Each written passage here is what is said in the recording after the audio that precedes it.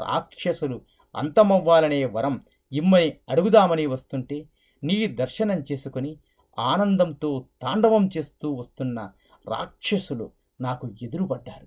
నాకు నువ్వెంతో, వాళ్ళు అంతే అనుకునే నిన్ను ఇంకేం అడుగుతామురా శివ. తృప్తి ముక్తి పొందాలని నీ దగ్గరికి వస్తే ఆ రెండింటి కోసం నువ్వే కళ్ళు తాగుతూ గంజాయి పీలుస్తూ ఉన్నావని తెలిసింది. ఇంకా నా నోట మాట ఎలా వస్తుందిరా శివ? మనశ్శాంతిగా ఉండే జీవితం కోసం నీ దగ్గరకు వస్తే నువ్వే దానికోసం ఎముకలు కొరికే చలున్న హిమాలయాల్లో ఎవరూ రాని ప్రదేశంలో ధ్యానం చేసుకుంటావని చెప్పారు. అడగటానికి ఇంకేముంటుందిరా శివ? కానీ నువ్వంటే ఇష్టం.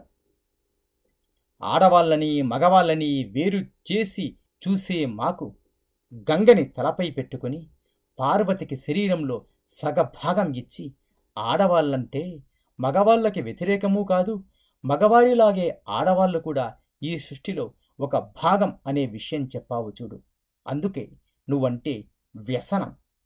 మెడలో పాముని వేసుకొని అది తినే ఎలుకని కొడుక్కు వాహనంగా ఇచ్చి, పామును తినే నెమలిని ఇంకో బిడ్డకి వాహనంగా చేర్చి, నువ్వు ఎక్కి తిరిగే నందిని తినే సింహాన్ని పార్వతికి ఆసనంగా మార్చి, అవన్నీ ఒకే దగ్గర ఉండేలా చేసి, ఇవే జాతివైరం లేకుండా పక్కపక్కన బతుకుతున్నాయి. మరి జ్ఞానమున్న మనుషులు మీ పరిస్థితి ఏంటి అని ప్రశ్నిస్తున్నావు కదా.